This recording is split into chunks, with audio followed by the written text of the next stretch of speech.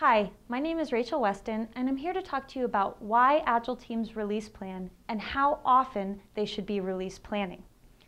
To start thinking about release planning, we need to think about the whole suite of planning activities that Agile teams participate in. We call that the 5 levels of planning. The first level of planning is the vision. The second is the roadmap. The release is the third level of planning. Next is iteration or sprint planning, and the 5th and final level of planning is the daily plan.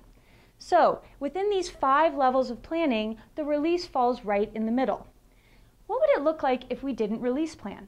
Well, vision and roadmap planning typically takes place every 6 months to 1 year.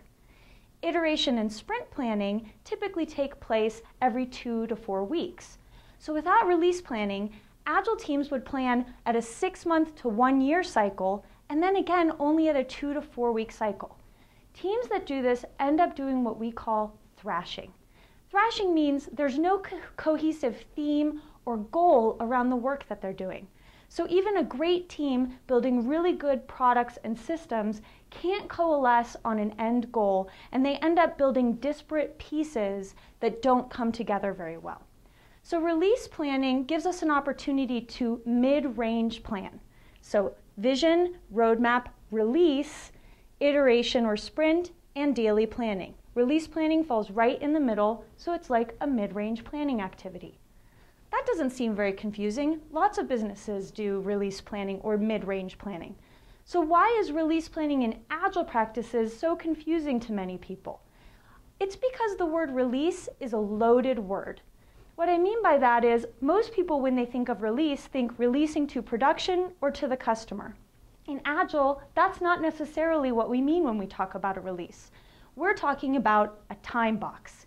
We're talking about a period of time that starts on a certain date and ends on another with specific goals and deliverables that are to be achieved by the team within the time box.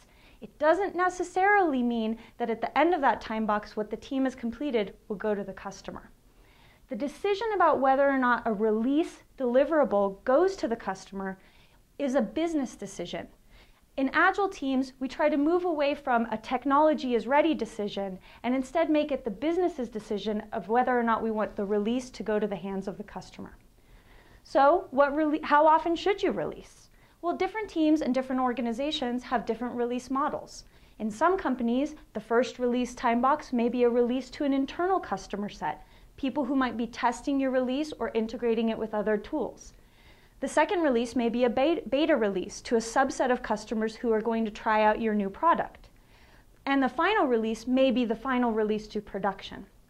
Other companies use a cadence or release train where their release follows a specific time schedule. This is what we do at Rally, where we release every 8 weeks or 4 iterations. Other companies may schedule their releases to meet up with market events or other market demands. Any of these options are fine. You need to decide based on your organization's needs and on your market demands. But the key is to plan regularly. You need to do this so you can stay focused, so that you'll be able to measure your success regularly, and so you can get that frequent feedback that helps us stay on track and deliver great products and systems.